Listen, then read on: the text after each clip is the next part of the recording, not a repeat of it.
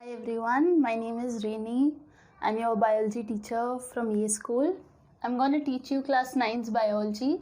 These are the respective chapters we're going to study and these are the respective chapter numbers according to your NCERT. First we'll go with fundamental unit of life, tissue, diversity in living organism, why do we fall ill, natural resources and improvement in food resources, and this is the schedule we're going to follow. Hi guys, so this is the first chapter we're going to start in biology. The chapter name is the fundamental unit of life. It is chapter number 5 as I told you in the last introductory video. So this is a question. What is fundamental unit of life? That is cell. Cell is fundamental unit of life. Why is it called fundamental unit of life? You can see this from the definition. Definition says cell is structural and functional unit of life. Why is this two word coined over here, structural and functional? Why? Because structural means, okay, now we all know that all organisms are made up of cells, okay? So structural means that all organisms structure is made up of cell, and functional means that all the functions that are performed in an organism are done by the cell itself. Alright, so this is the definition that is very important, and these two words are actually very important, so you have to keep in mind in these two words. Okay, otherwise cell was discovered by Robert Hooke in 1665. He coined this word. How he just took the bark of the tree and he just observed what is inside it. This is what he saw under the microscope.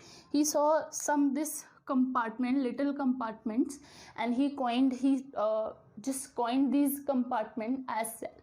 Okay, next thing is cell theory. These are the definitions that are told by biologists later when the definition was made by Robert Hooke and the word was coined. So first, these are the two statements about cell. That is, all living organisms are composed of cell. That means all of the living organism on this planet are made up of cell for sure. Second, all the cell come from pre-existing cell. What is pre-existing cell over here? That means the cell that are already existing, the new cell will form from that only. Is that clear? Okay. Now you guys know what cell is. Next is types of organism on the basis of number of cells the organism consists. What I mean is, an organism, since it is performing some function and it is like giving a structure to that organism, so how many cells the organism has? First is unicellular, second is multicellular. Uni means one. That's quite obvious. If it's one, if it says, the word says one, that means the organism consists of only one cell. Like the whole body of that organism consists of just one cell. All the function, the structure, everything deals with that cell only. What are the organisms? Amoeba, paramecium, bacteria, etc. Next is multicellular cell. Multi means more than one, of course. Now, do you know multicellular means organisms does not primarily does not have a lot of cell. They're actually developed from single cell only by multiple division. They go through respective division a lot of times, then they're developed as multicellular organisms. What are the examples? Humans, plants, animals. Okay, so these are the two types of organism on the basis of number of cells the organism have. Okay, the next thing is shape and size of the cell. Now, shape and size of the cell, like what determines the shape and the size of the cell? It depends on the function of the organism. Like what are the function it has to perform, what is the structure of that organism, everything depends on this. Okay, first thing is shape and size. First of all, every organism, every shape differ. Okay, every cell has a different shape. Every organism cell has different shape. Some has round, some are cylindrical, some are completely irregular. Like in humans, the blood cells, the red blood cells, and all the blood cells are round and completely irregular. Like say nerve cell, our nerve cell is completely irregular in shape. Okay, next is just like I told you right now, say shape and size are related to the specific function they perform. So whatever function they are performing is the cause of their shape and size. Okay, so next we'll talk about is the structure of the cell. Okay, this is the structure of the cell. It consists of this outer membrane, this nucleus, and the inner portion. Okay, so this is how I divided to tell you about the structure. Okay, so first it is the outer membrane, and the rest of the inner part is called protoplasm. I have written here plasma membrane and cell membrane. Do not get confused, it's one and the same thing. Okay, let me tell you first about what cell membrane is. Cell membrane is the outermost layer that separates cell from the outer environment. The rest of the environment, the most outer layer which the cell has is the cell membrane. It is semi-permeable in nature. What semi-permeable means over here is that it will selectively permeate items, materials from outside environment in the cell. You getting it what I'm telling you?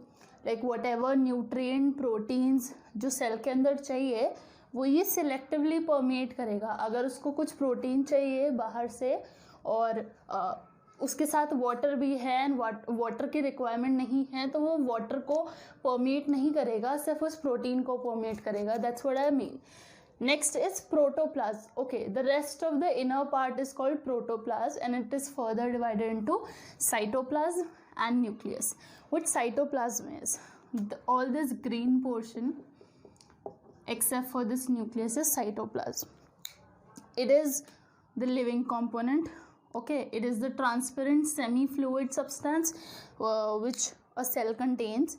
Water, is its main component. 90% it is consist of water with other organic and inorganic substances. Organic substances like protein, carbohydrate, fat, rest of the things.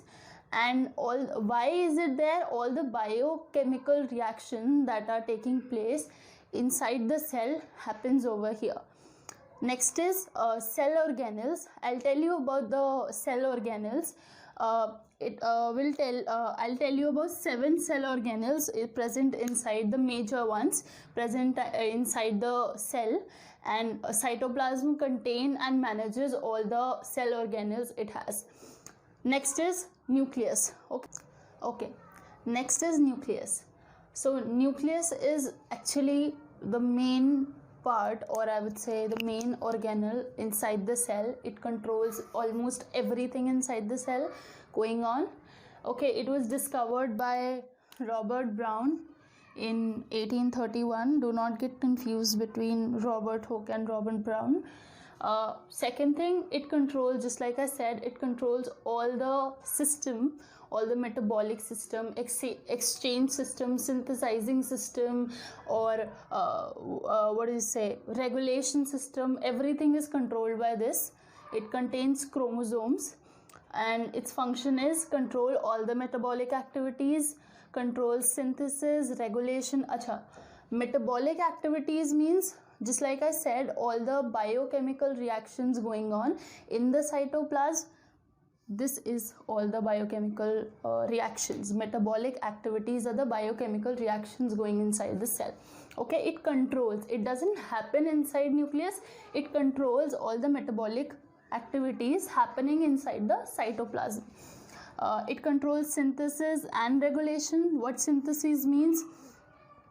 Anything that is not there in the cell, किसी चीज़ की कमी है या किसी चीज़ की regulation करनी है, कहीं अपसाइड डाउन है, कुछ ऐसा हो रहा है, कुछ नहीं है सेल में, कुछ लैक कर रहा है, हाइड्रेशन लैक कर रही है, वो सब न्यूक्लियस संभालता है. All this synthesising thing and the regulation thing, क्या बनेगा क्या नहीं बनेगा वो न्यूक्लियस देखेगा.